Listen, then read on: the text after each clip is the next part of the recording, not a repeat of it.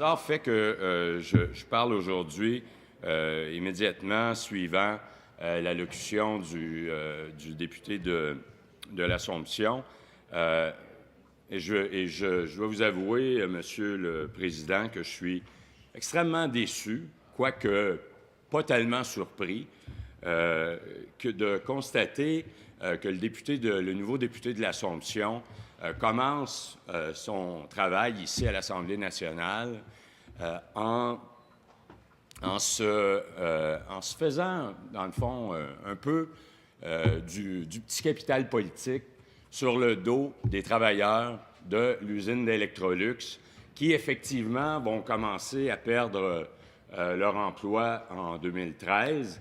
Et c'est une fermeture progressive qui est annoncée jusqu'en 2014.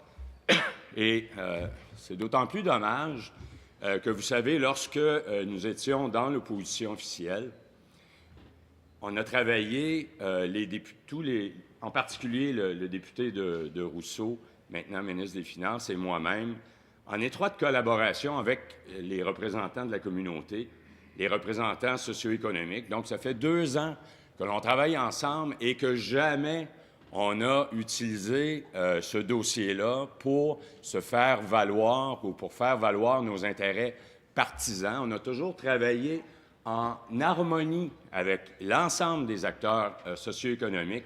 Et c'est quand même extrêmement décevant de voir qu'aujourd'hui, un député d'expérience de surcroît qui vient briser cette harmonie, cette cohérence et qui s'inscrit complètement en porte-à-faux de tout ce que les acteurs socio-économiques de la région, de Lanaudière et ceux qui travaillent sur le dossier Electrolux depuis 2 ans font. Ceci étant dit,